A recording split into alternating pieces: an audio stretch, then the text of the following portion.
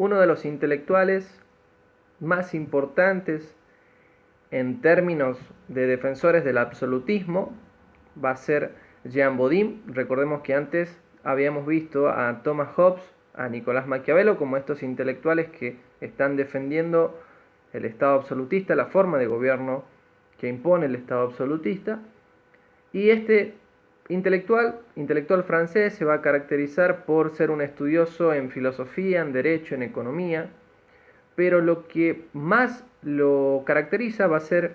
su obra denominada Los 6 libros de la República, donde el autor realiza un importante aporte a la teoría política del Estado, porque realiza un estudio político dentro de su obra e introduce dentro de la misma un concepto que es fundamental dentro de nuestras concepciones políticas de sociedad, de Estado moderno, que es el concepto de soberanía.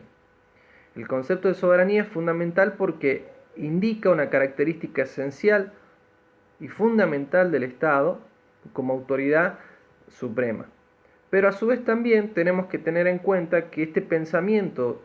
de este intelectual francés está atravesado desde una concepción religiosa, es decir, él entiende que lo único que está por encima del Estado va a ser Dios, y a su vez también entender que los 6 libros de la República, muestran la necesidad de generar un recto gobierno, es decir, un buen gobierno. En base a estas características vamos a ir analizando los aportes centrales de Jean Bodin. El contexto en el que va a escribir Jean Bodin es un contexto bastante convulsionado en Francia, producto de la guerra de religión que se da entre dos bandos, entre los protestantes y los católicos, por ver quién lideraba la iglesia y qué tipo de reformas se hacían hacia dentro de la constitución de la misma. Es en este contexto de conflictividad religiosa que Jean Bodin se da cuenta de la necesidad de establecer un orden. Para poder establecer ese orden, dice Jean Bodin, es necesario que exista una tolerancia religiosa, pero la tolerancia religiosa solo puede ser posible en un Estado fuerte. Y un Estado fuerte solo puede ser capaz si ejerce de manera efectiva la soberanía, es decir, su autoridad suprema. Por soberanía, Jean Bodin está entendiendo la autoridad suprema de un Estado. Ahora, evidentemente lo que él denota es que esta conflictividad que se da hacia dentro del Estado, producto de las guerras de religión, genera que el Estado, por su propia debilidad, se tambalee.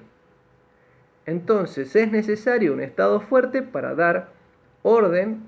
y castigar a aquellos enemigos que intentan desestabilizar la estructura del mismo, y por ende es necesario entonces una soberanía fuerte. Este concepto de la soberanía de Jean Bodin, porque lo que nos dice este abogado mexicano es que cuando entendemos la soberanía desde el sentido de Jean Bodin, tenemos que entender a la soberanía como el poder supremo que tiene un Estado, es decir, la soberanía es la autoridad suprema de un Estado, es su poder absoluto para crear leyes y hacerlas cumplir.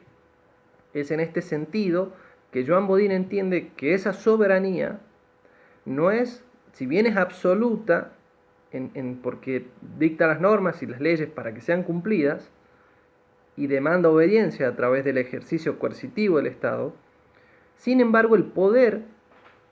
que recae en ese Estado no es arbitrario, no es caprichoso, porque ese poder está limitado por las leyes del derecho natural que rigen a todos los pueblos, es decir, la soberanía se sustenta o va de la mano con el derecho natural.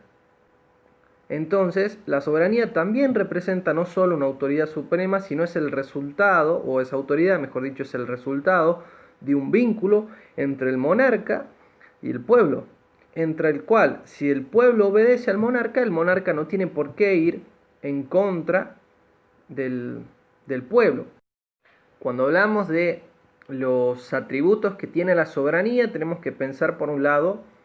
en la capacidad que tiene el Estado, como bien decíamos, de decretar normas, leyes, hacerlas cumplir, la capacidad que tiene un Estado de interpretar y de enmendar las leyes, la capacidad que tiene el Estado de hacer la guerra y negociar la paz. También está la capacidad de acuñar la moneda, de designar gobernantes. En definitiva, estas son características generales que las trabaja muy bien Jaime García